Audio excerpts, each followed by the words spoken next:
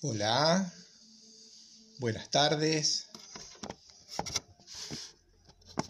Haciendo las primeras pruebas, acomodándome. ¿Cómo están? ¿Cómo andan ustedes? Bueno, ha pasado una semanita. Vamos esperando que se empiece a incorporar más gente. Hola Walter allá al sur. Se van incorporando de a poco. Patricia. Ahí saluditos. ¿Cómo los trató la semana? ¿Cómo se vienen? Vamos a ver qué novedades tenemos este fin de semana, si continuamos, si qué es lo que va a pasar. Saludos para todos los que se van. Ariel, amigo, Ariel de Mar del Plata, está bueno. Ayer te estuve viendo, Ariel. Ariel es un gran amigo, compañero de aventuras y de trabajos. Tenemos unas cuantas anécdotas con el amigo Ariel. Muy buen pastelero, campeón argentino, nos representó en Argentina muchas veces. Una gran persona, un amigazo de hace muchos años. Samuel está en el Véneto. Fíjese, allá en el Véneto. Miren que acá estamos a las 7, así que allá está a las 12 de la noche. Miren, no durmió para quedarse, Samuelito. Un amigo también. Qué lindo, la verdad qué lindo encontrarse con tanta gente amiga. A veces voy a desviar la vista para abajo, no porque sea visco, sino que voy leyendo. Hoy estamos mejor, en ese sentido. Mi hija me compró un arito con luces para que se vea más la cara.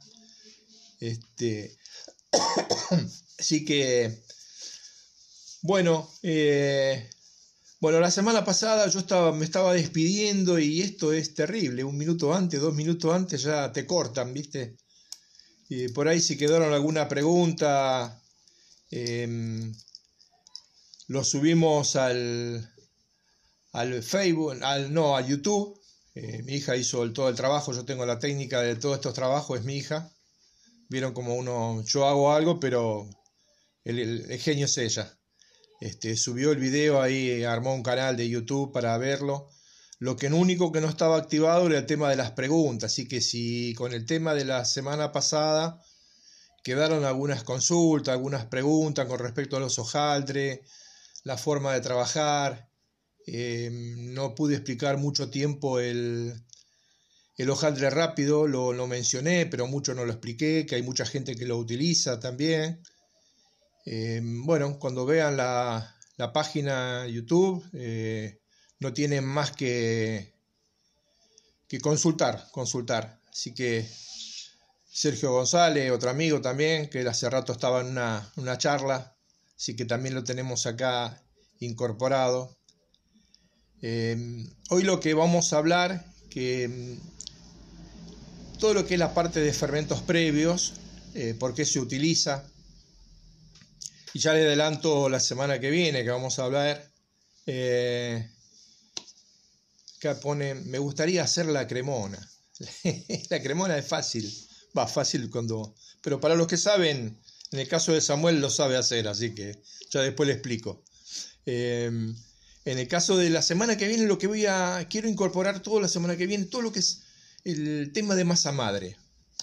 Vieron que hoy en día parece que si uno no hiciera algo con masa madre, o no es panadero, o no estás haciendo algo bueno. Daría la sensación, Hernán de SAF también está incorporado, Mónica, una alumna, una excelente decoradora. Yo a medida que voy viendo, voy diciendo, ¿no? Lo que yo quería hablarle con respecto a la semana que viene, sí, quiero hablar de todo el tema de masa madre. Voy a dedicar toda la hora a hablar de masa madre. Voy a ver si puedo hacer algunas masa madres líquidas, otras más firmes. Graciela Hernández tiene escuela Elige en el sur, en el Vigillón, así que también te mando un saludo grande. Y hoy lo que es moda con la masa madre es algo que es tan viejo como la harina, más o menos. Así que es como que hay ciertas personas que saben manejar mucho más los medios que nosotros, que venimos de oficio de hace muchos años, y parece que ellos descubrieron la masa madre cuando nosotros lo hacíamos hace muchos años atrás. Y la masa madre, si digamos uno quisiera ver y hablar, daría para más de una horita de charla. Lástima que uno no puede hacer un ida y vuelta, o sea, yo trato de ir respondiendo a medida que voy viendo algunas preguntas, ¿no? También de Calafate saludan. Acá dicen, yo no sé hacer masa madre, hacerla es lo más fácil, después viene toda la parte de lo demás. Y hoy lo que quiero hablar es la parte de fermentos previos. ¿Por qué se hacen fermentos previos? ¿Y cuáles son los fermentos que más se utilizan, ¿no? En nuestro país es como que, por suerte, yo siento como que hay un rebrote de lo que es la panadería artesanal. Y es como que estamos dejando de lado todo lo que es totalmente industrializado para volver a lo que sería la panadería de barrio. Dicho con todo respeto, lo de panadería de barrio, ¿no? No es peyorativo lo que yo estoy diciendo. A mí me parece que la panadería de barrio a vos te permite de que en caso de que llegues a tener inclusive dificultades, si vos vas a comprar un pan en un supermercado, yo te doy este ejemplo, siempre di este ejemplo porque me parece que es el que más me parece propio de lo que yo estoy hablando. Si vos tenés un problema con el pan, con un pan lactal, con un pan de molde, con el pan tipo casero, en un gran supermercado, ¿a quién te vas a quejar? Te quejas a la cajera, vas a atención del cliente, te devuelven la plata o a lo sumo, en muchos casos, te pueden llegar a cambiarte el pan. Si vos tenés un problema en la panadería de tu barrio, que el pan o estaba seco o estaba duro o tuviste dificultad, ahí vos vas y lo ves al panadero porque vos lo estás viendo a que lo hace. Entonces vas y hablas con él. Ese trato que se había perdido es el que se está recuperando. Y esto hace de que empiecen a aparecer dentro de lo que es el mercado de la panadería, y más en estos 5 meses de crisis que estamos, que mucha gente empezó a hacer panes en su casa. Entonces empezó a hablarse de lo que sería, a resaltar lo que nosotros venimos haciendo mucho tiempo atrás, que es la parte de el fermento previo. Bueno, acá Ariel me pone, dice, yo nací en una panadería de barrio, dice, es la mejor escuela. No tengo dudas, y eso, la verdad que no tengo la menor duda de que es eso, ¿no? A veces uno habla de por qué escuelas, cuando uno esto lo aprende, el oficio lo aprende en la panadería. Yo creo que en este momento las dos cosas son útiles, ¿no? Porque la escuela te achica el tiempo de aprendizaje. Porque todo lo que vos aprendés en técnica y en el conocimiento de materia prima, ese tiempo lo vas a adelantar en una empresa. Te puedo asegurar, porque lo que te va a faltar es esa mano de obra que la vas a tener en la empresa. O sea, se aceleran los tiempos de aprendizaje trabajando en conjunto. Porque si vos aprendés en una panadería, aprendés en una pastelería y no te capacitas, te puedo asegurar que te pasan por arriba. La capacitación es permanente, y no tengo 20 años, tengo un poquito más de 20 años, ya tengo barba blanca, vieron que uno tiene barba blanca, me están diciendo que me deje la barba para que a fin de año haga de Papá Noel, me pongo el gorro y salgo de Papá Noel. Entonces, yo les puedo asegurar que si en mi época de aprendizaje llegaba a estar lo que era la parte de capacitación, les puedo asegurar que otro hubiese sido la historia en la vida mía. No me arrepiento de nada, ¿no? ¿Por qué? Porque yo viví en la panadería desde antes de los 10 años, si bien no nací en la panadería, pero prácticamente viví en la panadería. Cuando hablan así de que uno dormía en los canastos o en las tablas, yo también viví toda esa etapa, y le puedo asegurar que cuando uno preguntaba no encontraba respuestas. Algo simple ¿qué es el polvo de hornear? Un pastelero me contestó una vez, no sé lo que es, ni sé lo que tiene, pero yo sé que le pongo una tapita y me responde, me crece. Si dejo el tachito destapado, se pierde, queda volátil, entonces ya pierde fuerza. Esa era toda la respuesta que tenía. Después cuando vos empezás a indagar qué tiene bicarbonato de sodio, tiene un ácido activante, tiene un almidón, entonces como que uno empieza a conocer muchísimo más de lo que serían las materias primas. Lo mismo nos pasa con la parte de panadería. Antes de arrancar con la parte de fermento, quiero arrancar con la parte de fermento. ¿Qué es lo fermento? El fermento de una masa, digamos, es tan viejo como la harina. Y lo que se cree que eso nació de alguna manera por la observación del que hacía el pan, porque esto ya lo hacían los egipcios, y al quedar masa de un día para otro, se notó que esa masa cambiaba el aspecto, tenía un volumen diferente. Cuando vieron que tenía un volumen diferente, primero me imagino yo, la deben haber tirado, porque esta masa se pudrió, dijeron. O no sé la palabra que dirían en ese momento los egipcios. Pero después lo que se hizo, se empezó a poner en el amasijo nuevo, en la masa nueva, se empezó a poner masa que quedaba fermentada del día anterior. De hecho, uno de los fermentos que se hacen previo se le llama masa fermentada, que es una masa hecha del día anterior o de la misma masa que se amasa el pan, se guarda. Cuando yo empecé en panadería, lo que le llamaban los panaderos, le llamaban reciento.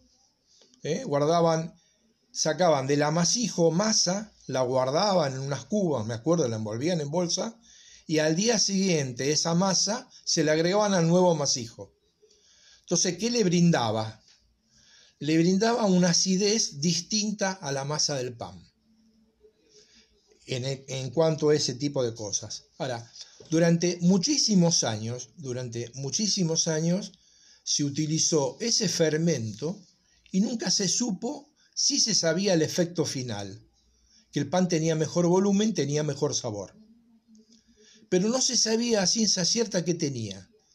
Los primeros que indagaron con el tema de la fermentación y el fermento fue Louis Pasteur. Fíjense que estamos hablando del siglo XIX, principio del siglo XIX, que él fue descubriendo los tipos de fermento. Cuando se empezaron a hacer, lo primero que empezó a aparecer como levadura de cerveza, los primeros que aparecían eran de la cerveza hecha directamente, esa levadura, pero en un primer momento no dio un buen resultado. Yo sé que hay gente que me está mirando que es de la fábrica SAF, así que ellos saben mucho más que yo de levaduras, pero yo voy a decir lo que leo, a veces lo que me tocó vivir, ¿no? Sí, después se descubre que haciéndolo de determinados tipos de cereales, la levadura era más estable y tenía mejor sabor. Después ya se empezó a trabajar con, primero en las levaduras líquidas, las levaduras eran líquidas, y después ya se empezó a trabajar esa levadura deshidratada que daba prensada. O sea, la prensada mantiene una determinada humedad y se empezó a utilizar eso.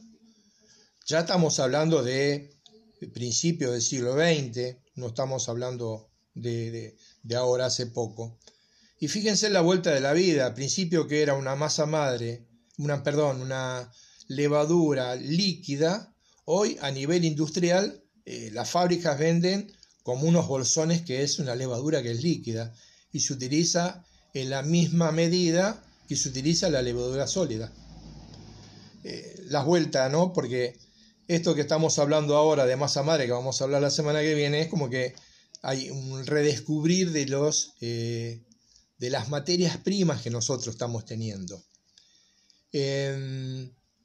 Acá dice, en los laboratorios de SAF trabajó mi hijo, me dice Estefanía. Bueno, hay muchos que podrían hablar mejor que yo del tema de levadura. Yo puedo hablar un poquito por lo que la relación que tengo con la gente los fabricantes, y entonces uno que ha investigado como para poder charlar de estos temas. A veces estos temas que yo estoy tocando, muchas veces me decía un amigo mío, esos son todas cosas que vos hiciste siempre y lo trabajaste, tocas de oído. Yo toco de oído, pero siempre leo, ¿no? Estuve buscando información, encontré un libro que tengo, bueno, la fotocopia de un libro de Reina, que es un norteamericano también muy especialista en PAM, que también desarrolla bastante muchos de los temas, y me interesó bastante cuando hablaba de cómo desarrolla el fermento dentro de una masa, porque una masa que tiene una determinada cantidad de humedad reacciona distinta a otra, porque de casualidad no es casualidad. Las levaduras, sean las levaduras salvajes, que sería la parte de masa madre, o sean las levaduras que nosotros acostumbramos a trabajar, siempre en un medio acuoso, o sea, en una masa que es blanda, va a trabajar con mayor facilidad que en una masa dura. Tiene esta característica la levadura. La levadura tiene como característica manejarse de tal manera, yo lo había leído en algún lado y ahora me lo copié, porque vieron que a veces uno se tiene que copiar las cosas porque escucha las palabras que no todo el mundo no estamos acostumbrados a trabajarla, cuando hablaba de que, dice, fermenta tanto bajo condiciones aeróbicas como anaeróbicas. Y yo digo, ¿qué significa todo esto, no? O sea que en una parte aeróbica es cuando la levadura trabaja con oxígeno, pero la levadura tiene la particularidad de absorberse el oxígeno. Y sin embargo, cuando no tiene oxígeno, sigue trabajando, sigue generando. Ahí es donde genera ese gas que hace que desarrolle. Esto pasa siempre en las masas y después se traslada a la parte de la humedad. Hace que los panes adquieran ese volumen en la liberación de gas. Sé que es todo un trabajo relacionado a la parte interna de la masa. Yo explico esto de la fermentación. ¿Por qué lo explico? Porque yo me puedo trabajar con fermento, pero de alguna forma, así como la semana pasada yo hablaba sobre la parte del hojaldre, y yo digo, uno de alguna manera tiene que trabajar pensando que uno está dentro de la masa y está viendo cómo trabaja, cómo se efectúan esos cambios, cómo se efectúan esos cambios dentro de una masa. Porque después como que quiero hablar un poquitito de las harinas, si bien la semana que viene voy a ampliar bastante el tema de las harinas que estamos trabajando.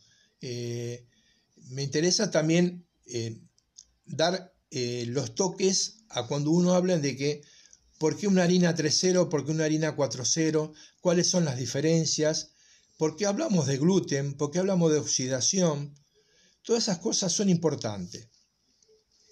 Bueno, yo les decía esto, este desarrollo en la parte de fermentación. Es importantísimo que sepamos por qué hacemos estas cosas. Seguramente les debe haber pasado a ustedes, no sé qué fermentos previos deben haber hecho. Pero digamos, en Italia hay un fermento previo que es la viga.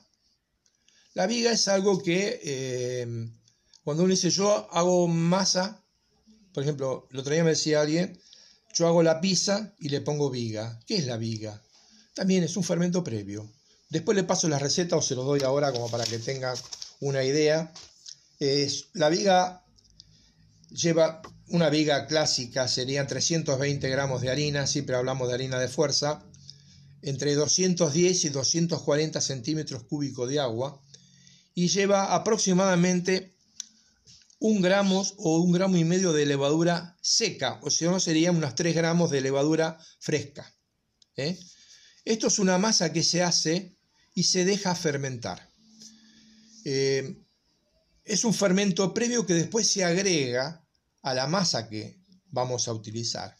Acá me escribe Samuel, que está en Italia, y saben que la viga es muy importante. Este fermento previo, ¿qué es lo que me va a dar? El sabor final de todos los productos que yo realizo son totalmente diferentes cuando vos lo haces con una levadura directa. cambia totalmente la estructura de la masa y el sabor final de la masa. Yo lo puedo hacer, lo puedo preparar y lo puedo utilizar a las 4 o 5 horas, como también lo puedo tener refrigerado y utilizarlo al día siguiente. Yo conozco algunos que trabajan con fermento previo y generalmente ellos trabajan con 24 horas de fermento previo. Porque está otra que, por ejemplo, por ahí es muy conocido por ustedes, que es el Pulich. El Pulich es un fermento también que es muy similar a la viga y se trabaja con harina, también con levadura instantánea, pero se le pone más cantidad de agua. Digamos, un Pulich puede ser 320 de harina, 360 de agua, fíjese que lleva más cantidad de agua que de harina, y 3 gramos de levadura fresca o 1 gramo de levadura seca, la instantánea. Esto también se prepara, se puede utilizar a las 6 horas, se puede utilizar al día siguiente y también conservado en frío puede llegar a durar hasta 3 días. Hay otro tipo de fermento que se utiliza que está conocido como levain.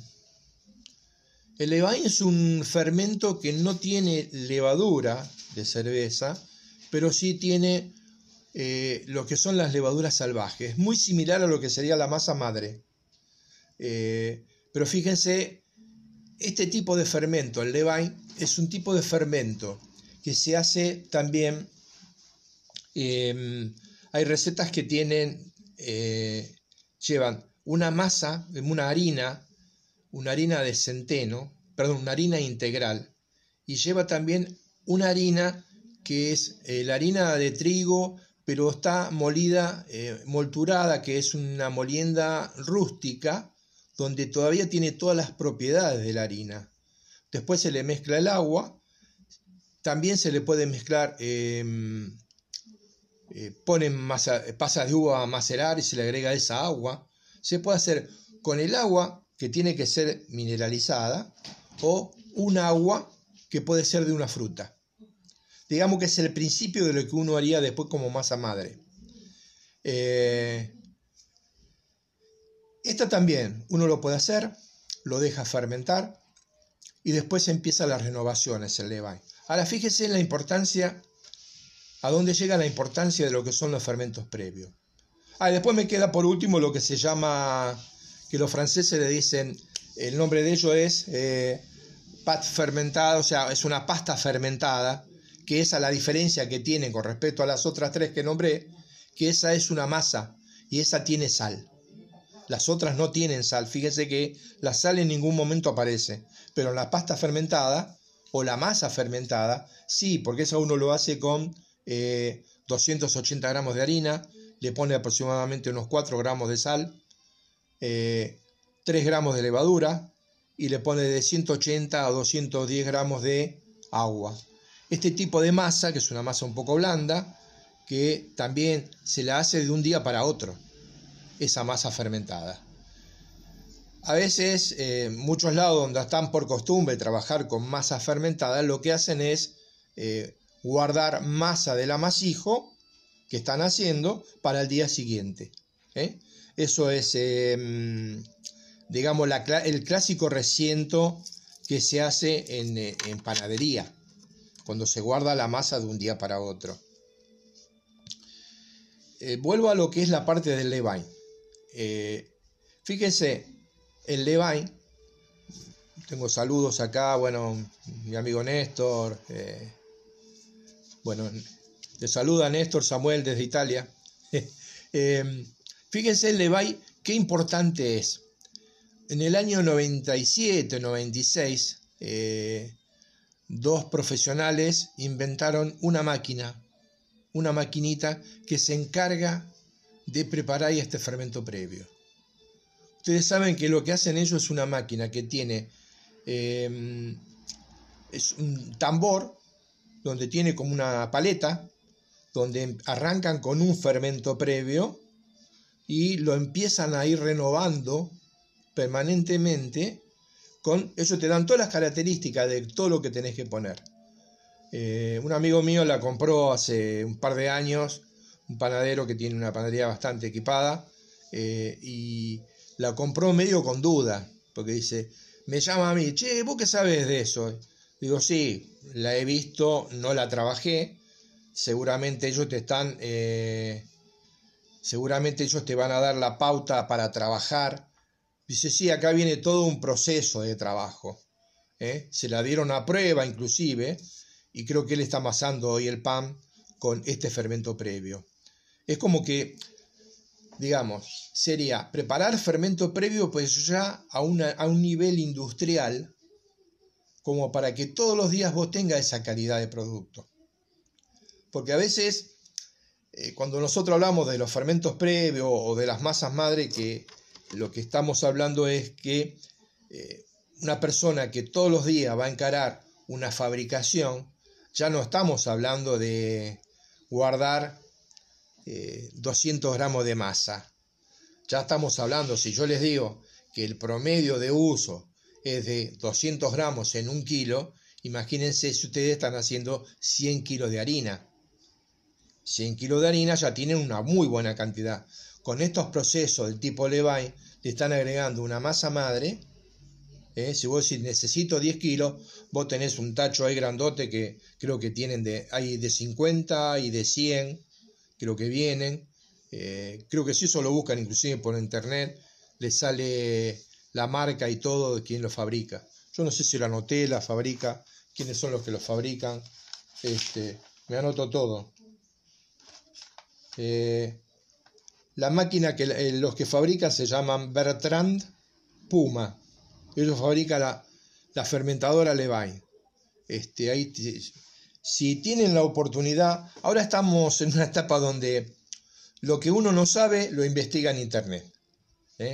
Esta máquina lo pueden, ustedes entran, buscan esta marca, Bertrand Puma, que es un fermento Levain, van a ir a la máquina y tienen todas las características.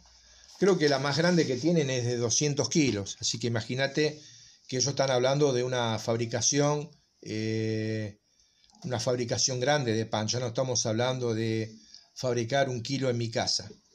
Acá me mandan un saludo de Corral de Bustos, que este año iba a ir a Corral de Bustos a dar unas clases en mayo. Bueno, está todo suspendido. Ya vamos a ir, ya algún día va a pasar toda esta tormenta y vamos a ir por todos lados. Y bueno, eso en cuanto al Levain. Con respecto a ya de saludo me perdieron, ¿vieron? Esto pasa siempre esto. Que escríbanme si alguno ha hecho con Pulich y alguno ha hecho con Viga. Escríbanme si tuvieron dificultades.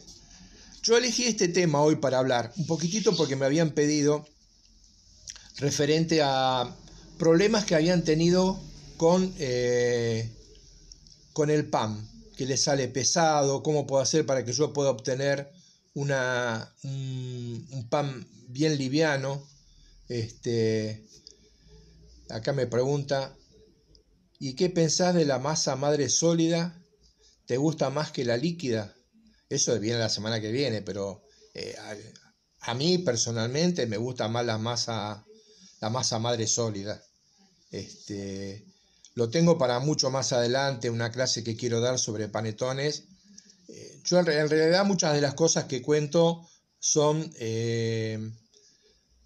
cosas que yo he vivido y muchas de las que leo. Cuando el día que hable de panetones, que voy a dedicar una clase exclusivamente a panetones, que ahí sí, bueno, Samuel, que está en Italia, él ha participado en un campeonato el año pasado y salió quinto, así que, y allá están los reyes del panetón en Italia, así que imagínate, para salir quinto, inclusive no le pudieron descubrir el sabor que tenía el pan dulce, porque él, el secreto con que lo hizo no lo sabían ni los del jurado. Esa es una confidencia que me contó el amigo. Pero generalmente cuando uno cuenta todo este tipo de experiencias, va mucho en función de lo que uno ha vivido. Yo he hecho el pan, lo que vos tenés, por ejemplo, como ventaja en una masa madre, Bueno, eso es la semana que viene, pero lo mismo pasa con los fermentos previos. Cuando vos haces un fermento previo, como el Purich, que es más líquido, lo que vas a tener al momento de amasar es una incorporación más rápida. O sea, cuando vos echás algo más blando, se incorpora de una manera más rápida a la hora del amasijo. Cuando vos echás algo sólido, siempre es como que lo tenés que poner de otra manera, incorporarlo.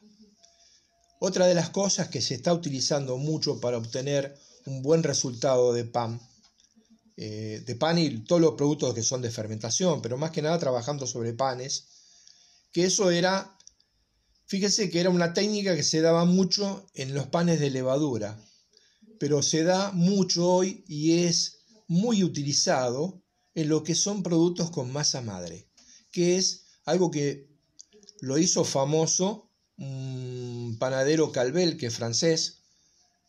Tengo el libro por ahí, tengo muchos libros fotocopiados, porque ahora hay libros, pero bueno, yo tenía fotocopiado de libros, que es la autólisis. ¿Escucharon hablar de la autólisis? Algunos sí, otros no. La autólisis es cuando se mezcla el agua y la harina en un amasijo y se deja descansar. Bueno, acá Samuel se va porque se le va el avión. Un abrazo grande, Samuel. Después hablaremos. Se deja, o sea, yo amaso el agua y la harina y lo dejo descansar. Lo dejo descansar. Generalmente se deja descansar media hora. Y vos decís, ¿por qué hago este trabajo? Yo les puedo asegurar que yo escuché esto, les puedo asegurar hace un poco más de, calculo hace más de 25 años escuché lo de la autólisis. Y uno que venía con la mente del trabajo, de la panadería, de la velocidad del trabajo, no me entraba en la cabeza, ¿por qué hace este trabajo? ¿Qué gana con esto? Él lo explicaba, ¿no? Es como que cuando yo amaso, la integración que hay del grano de trigo transformado en harina con la humedad es muchísimo mejor. Yo les puedo asegurar que si ustedes tienen la oportunidad de hacer ese trabajo, amasen agua y harina y después incorporan el resto de los productos, déjenlo media hora. Van a ver que cuando le incorporan los demás productos, la masa agarra una fuerza impresionante. Voy a decir, hay un antes y un después. Amasen hoy, o si quieren hagan 2 amasijos. Si tienen, por ejemplo, una batidora Kitsch que tienen el gancho, bueno, hagan un amasijo, hacen la autólisis. Y en el otro, no hagan la autólisis, hagan el amasijo directo. Y después comparen y van a ver el desarrollo que tiene un producto y el desarrollo que tiene otro. Es totalmente diferente. Cómo se humedece ese trigo, cómo se humedece ese trigo transformado en harina y cómo se desarrolla el gluten. Van a ver el desarrollo del gluten, qué importante que es. Yo con respecto a ese tipo de desarrollo, me fui anotando cosas, ¿no? Perdónenme que agarro el mataburro a veces, porque yo hago resúmenes, ¿vio? Me la paso escribiendo, soy un tipo que escribo bastante, sobre el tema de las proteínas de la harina. Bueno, quedamos definidos cuáles son los fermentos previos que podemos llegar a utilizar. Como fermento previo tenemos la masa fermentada, que sería la masa hecha igual como yo voy a hacer un pan, con agua, harina, levadura y sal. Eso yo lo hago siempre bajando las cantidades, obviamente, porque la relación de la sal es en función de la harina. O sea, si yo estoy poniendo 20 gramos de sal en 1 kilo de harina y estoy haciendo 250 gramos, ya le tengo que bajar, dividido 4, la cantidad exacta. Lo mismo pasaría cuando uno hace con los otros productos. En este caso yo puedo hacer eso. Si yo hago panes todos los días, vieron que hay muchos emprendedores que en este momento su medio de vida es hacer panes o hacer pasteles, lo que uno puede hacer como para rebuscársela y poder pasar este mal momento. Bueno, si vos tenés una continuidad, no tenés que hacer esta masa fermentada. Lo que podés hacer es guardar esa masa. La guardás en estos momentos que está haciendo frío, la podés poner en un lugar que no le dé, lo fundamental de todo esto, que no le dé las corrientes de aire, porque si le dan las corrientes de aire estamos en la lona, así que se seca la masa y te puedo asegurar que podés hacer el mejor de los trabajos, pero no hay caso. Eso es fundamental. Después tenemos el pullage. El pullage uno puede hacer más cantidad. No necesariamente vos podés hacer un pullage para solamente el pan de mañana. Vos podés hacer un pullage para el pan de los 3 días que vas a utilizar. Y vas a utilizar todos los días una porción. Y después haces el nuevo. Y así te vas manejando. Con el caso de la viga, también. La viga no es necesariamente hacer la viga solamente para el pan que voy a hacer mañana, o voy a hacer focaccia, o voy a hacer pizza, o voy a hacer ciabatta, lo que yo vaya a hacer. Uno puede utilizarla. El italiano utiliza la viga como el fermento en esencia para todo. Prácticamente a todo le ponen de la viga. Hacen la focaccia, le ponen viga. Hacen el pan, la ciabatta, le ponen viga. Cualquier pan que hacen le ponen viga. Y no creo que fabriquen solamente para uno, deben fabricar para todos. Acá me ponen a qué porcentaje recomienda, yo lo hago media hora al 20% de harina. Y otro me ponen, hice pullage y viga. No trabajé los dos y muy buenos productos salieron y no he tenido problemas. Bueno, Graciela me dice que ella trabaja el autólisis y lo hacen con el 70%, con el 70% de agua, sí, muchos hacen eso y al día siguiente le agregan el resto. Inclusive hay muchos que también trabajan, fíjense, cuando yo empecé en panadería se trabajaba la sal gruesa. Lo primero que se ponía cuando uno amasaba era el agua y la sal, y el panadero disolvía la sal. Hasta que no disolvía la sal, no agregaba los demás ingredientes.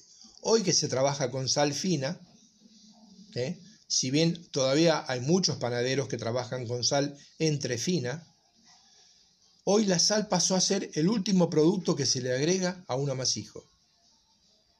La semana que viene que hablemos de masa madre, hay muchos panes que se hacen los distintos procesos, y la sal se le agrega como media hora o 40 minutos después de que se amasó.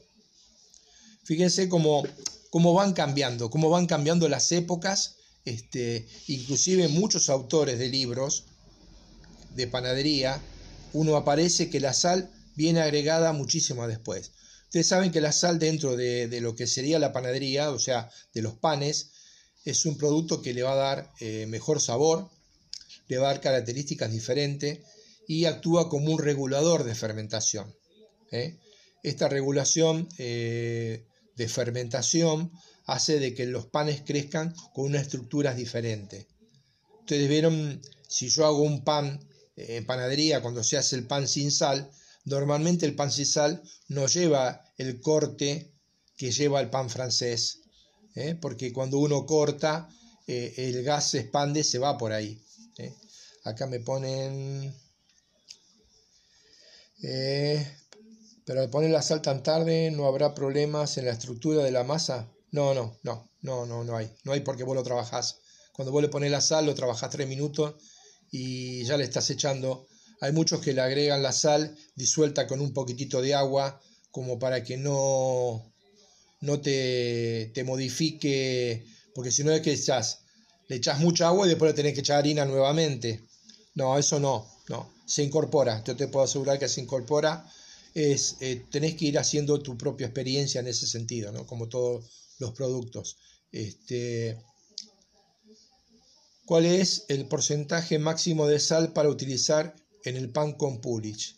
El pan con pulis lo único que te va a cambiar es el fermento. Después el pan es como el que vos estás utilizando.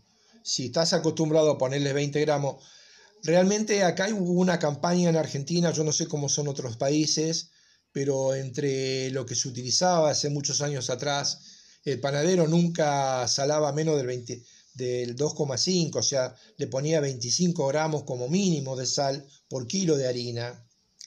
Hoy lo recomendable son 16 gramos por kilo. El panadero unificó en 20 gramos. Yo tengo amigos muy personales que te dicen que el pan sin sal no tiene sabor. Y para él 20 gramos sigue siendo poco. Digo, bueno, pero si hubo todo un estudio en el que estuvieron todos de acuerdo a nivel salud de que la mejor forma de combatir ciertas enfermedades como la hipertensión y todo lo que trae aparejado el exceso de sal es hacerlo a través del pan. Ustedes piensen en la cantidad de pan que consumimos nosotros en Argentina. Creo que acá en Sudamérica estamos superados por Chile, pero andamos en un promedio de más de 70 kilos al año que consumimos de pan. Si te dicen que lo permitido y lo ideal de sal por día son 2 gramos, si vos comes 100 gramos de pan por día, ya estás comiendo los 2 gramos que vos tendrías permitido. Fíjese la cuenta que es bastante simple, ¿no? Vos ya tendrías la dosis exacta que te recomiendan las organizaciones de salud para consumir por día, que son 2 gramos. Con 100 gramos de pan ya tenés los 2 gramos de sal. Todo lo demás es agregado.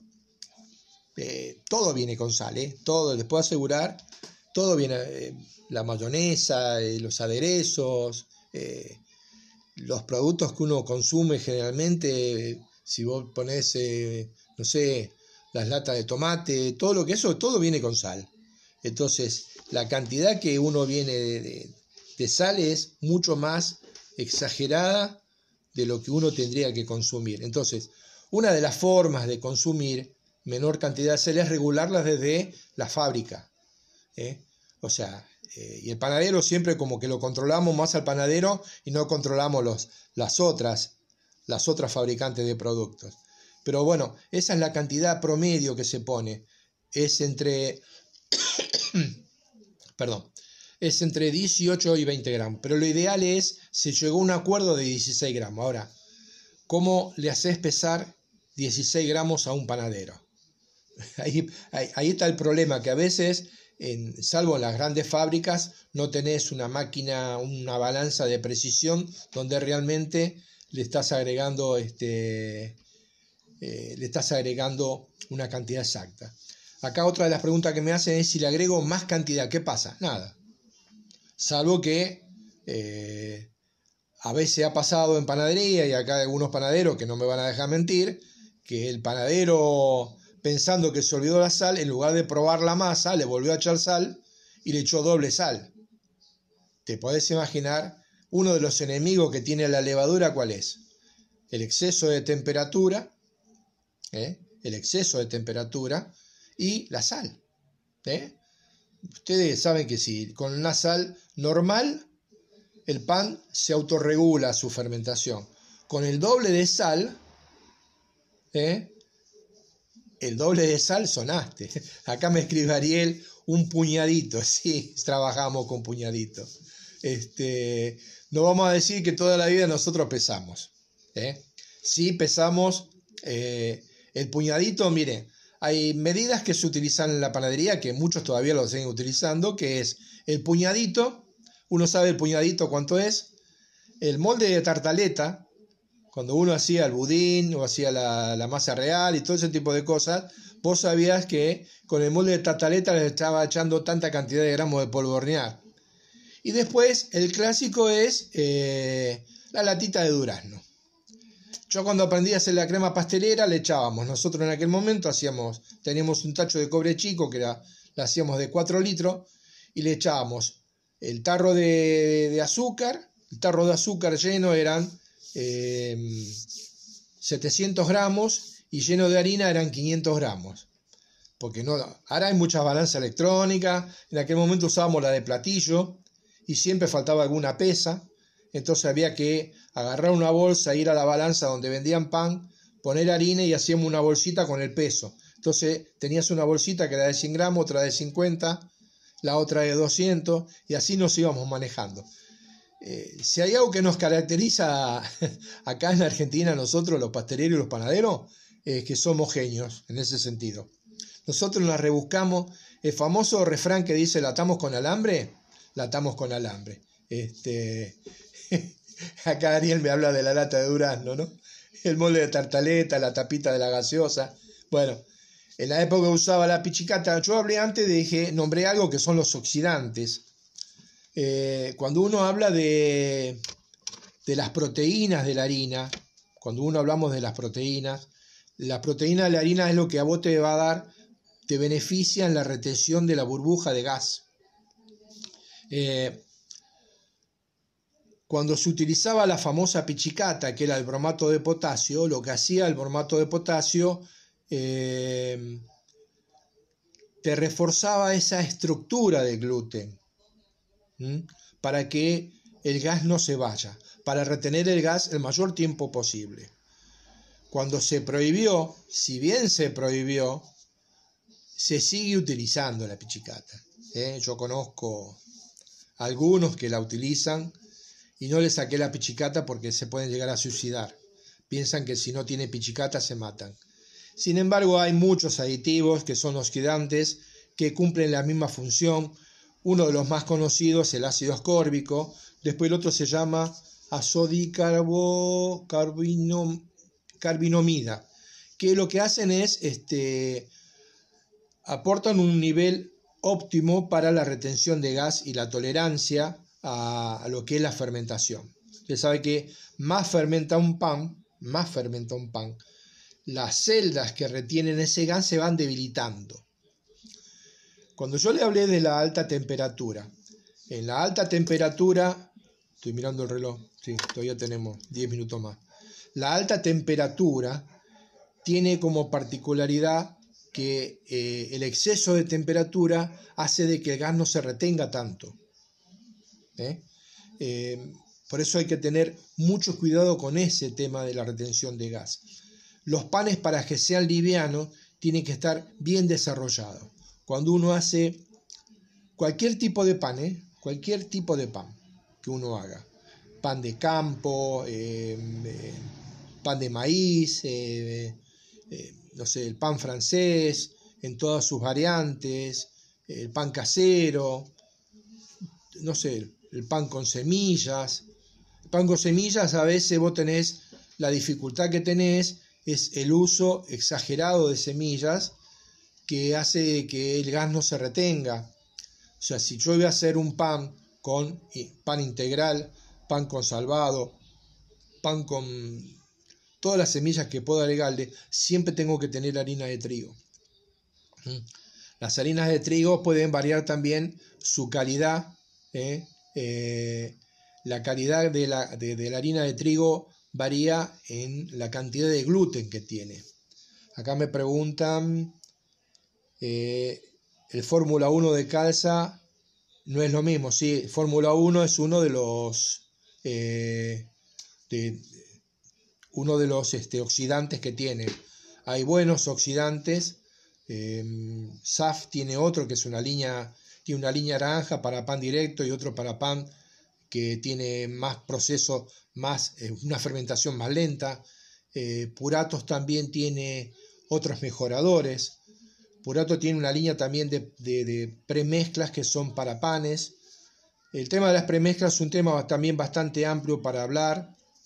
Justo me estaban consultando ayer sobre unos panes, unos pan tipo para hamburguesa. Me mostraron uno comprado, no sé en qué fábrica, qué marca, que lo apretaban y tardaba pero volvía. Era como que estaban apretando una goma. ¿Qué te dicen? ¿Puedo llegar a hacer esto yo en mi casa? y podés hacer algo parecido, pero no eso igual. O sea, yo no te digo ni que es malo, ni que es muy bueno, ni que es muy malo, ni muy bueno. Son panes que, cuando son panes así de fábrica, cuando uno lee la fórmula, tiene 2.500.000 productos. Entonces, ¿qué productos tienen? Básicamente tienen productos de conservación, productos que son conservantes de humedad, productos que le dan más vida útil. Entonces hace que esos panes son masas diferentes, masas más líquidas. Esos panes cuando vos lo apretás vuelven. Ahora, si yo voy a lo artesanal y a lo casero, puedo llegar a obtener, no digo lo mismo, pero sí puedo obtener un buen producto también. En eso no hay que desesperarse. Pero sí, el tema es que a uno le dé resultado. O sea, hay gente que está acostumbrado a trabajar el Fórmula 1, un ejemplo. Vamos a hablar de lo que es calza. Fórmula 1. Tiene otros que son más concentrados que el Fórmula 1, porque Fórmula 1 te está hablando de unos 10 gramos de Fórmula 1 por cada kilo de harina. Pero no tienen otros que son tan concentrados que le están poniendo pero una cantidad ínfima. Y eso a mí me recuerda en la época de la pichicata. En la época de la pichicata, que se dejó de utilizar porque decían que era un producto cancerígeno, y que se utilizaba mucha cantidad, eso era mentira. Los que estamos en esta profesión, esta bendita profesión, sabemos que es mentira. Porque si vos la pichicata te llegabas a pasar medio gramo, el pan reventaba como si fuera un sapo. Un sapo que lo pisó el colectivo, así igual reventaba. Y en este tipo de aditivos que te venden, que son concentrados, son tan concentrados que puede pasar lo mismo. Ahí te hace falta la mano del profesional panadero que sea realmente profesional, que sepa lo que está utilizando. Porque esos son concentrados que tienen menos cantidad de harina, y es como que tiene directamente el ácido o las enzimas que están utilizando puras. En cuanto se pasen, hace lo mismo. Eso es lo que tiene que tener mucho cuidado a la hora de utilizar este tipo de aditivos. Pero siempre recuerden que el pan bien desarrollado, cocido en la temperatura exacta, a vos te va a permitir que el pan sea liviano, sea crocante y sea rico a la hora de comer. Todo esto que nosotros estuvimos hablando hoy de estos fermentos previos hacen de que vos tengas una mejor calidad de producto final. Porque si no, si todos estos trabajos, cualquiera sea el que uno emplee, lo hago para nada, no tiene sentido. Entonces, todo lo que uno hace en panadería tiene un sentido. No me voy a tomar el trabajo de hacer todo este fermento, cuidarlo, guardarlo, renovarlo. ¿Para qué? ¿Para tener un pan igual? No, lo hago con el sentido de mejorar la calidad. ¿Qué me quedó? Igual de todo esto que yo hablo hoy, lo voy a subir. La semana pasada no lo pude subir a Instagram porque no sé qué macana me hice. Sí lo pude subir al canal de YouTube. ¿Cómo es? Y ahí sí, ahora ya pusimos como para las consultas. Todas las consultas que vengan de esto yo lo reviso una vez por día o cada 2 días y respondo todo lo que va a estar esto. Y también, o me lo envían por Facebook, me lo envían por Instagram, las consultas que tengan que hacer. Esto a mí no me molesta contestar. Yo, bueno, el otro día no tuve tiempo de agradecerles a todos los que me estaban saludando. Acá me esperan en Córdoba, me esperan en muchos lados. Ojalá que tengamos libertad de viajar y podamos ir donde quisiéramos, ¿no? Sí, voy a subir todo esto. Hay mucha gente que dejó de trabajar para verme. Les agradezco a todos, realmente les agradezco que hayan estado acá. Y todas las consultas, y la semana que viene sí, yo creo que vamos a tener una linda, prepárense para charlas o me las mandan en la semana, referente a lo que es todo lo que es masa madre. Masa madre da para Acá me ponen así, no viajo tanto, por eso la crisis. Yo me río porque me lo escribe un muy amigo mío, un hermano de la vida. Pero saben que a mí me dicen, hay que viajar a tal lado, y yo antes que termine de decir a qué lado, yo ya estoy con el bolsón hecho a puerta, ¿viste? Y bueno, ¿qué va a hacer? Tengo a Ariel ahí, Ariel también vive viajando. Hay unos cuantos que viven viajando acá. Pero bueno, todas las consultas que sean, la masa madre creo que da para bastante para hablar. Creo que son muy buenas experiencias, y por suerte cada vez hay más información. Lo único que a veces me molesta cuando veo ciertos tipos de información que no son las reales. A mí me parece que todos estamos aprendiendo. Yo hace muchos años que lo hago.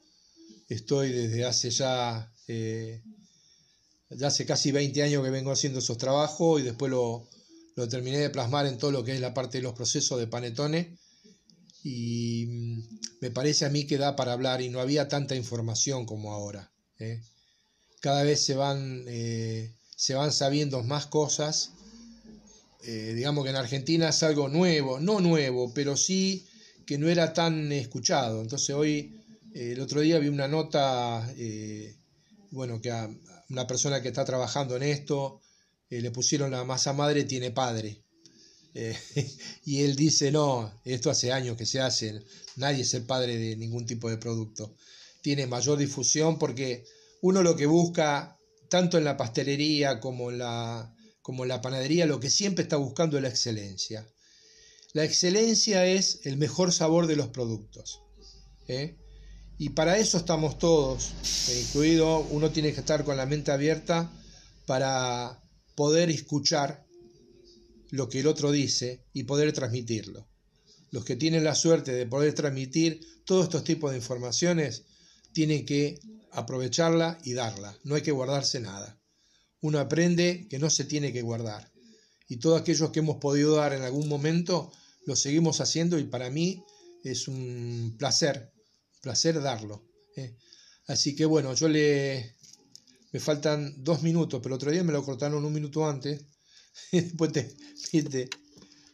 no sé, yo todavía estaba redondeando el tema y ellos ya me habían cortado. Si alguno trabaja con masa madre, escríbanme, cuenten la experiencia y así podemos hablar. Ojalá pudiéramos hacer las charlas que hacen en Zoom. Vieron que son mucha gente hablando en simultáneo o participando en clases, y uno lo puede hacer. De todo lo que hablamos hoy, tanto la viga, tanto el levain, tanto el pulis como la pasta fermentada, todo uno puede hacerlo y guardar en la heladera. Inclusive si vos decís, yo, un abrazo grande para todos los que me están saludando, San Martín de los Andes también, ahí también me están esperando algún día. De todo esto uno lo puede guardar mientras está trabajando en la heladera. Frío heladera estamos hablando de 4 grados. Pero si yo por una de esas casualidades no voy a hacer pan, cierro de vacaciones, no es ahora, pero bueno, cierro. El freezer hay que aprenderlo a usar y se puede utilizar. Te están hablando de masas madres que son fermentos naturales, que son fermentos diferentes. Te están hablando de que se puede guardar hasta 3 meses. Yo le cuento una experiencia. Yo he tenido masa madre y tengo todavía en el freezer. Cuando cerré la escuela en el 2012, nosotros hacíamos el panettone y ya en enero no volvíamos a hacer pan. La guardé en el freezer y creo que la guardé en diciembre y la saqué en noviembre. O sea que de los 3 meses que me decían los sabios, y la empecé a renovar. Y después uno aprende de que se puede renovar. ¿Por qué? Porque sigue internamente guardado ese fermento. Bueno, Ariel me saluda, también un abrazo grande. Estefanía. Me están esperando para tomar mate. ¿Sabés cómo iría a tomar mate? Algún día me escapo, me echan de mi casa, pero bueno, me voy a escapar de casa para ir a saludar a algunos amigos acá en la zona. Bueno, les agradezco a todos infinitamente y los espero la semana que viene a las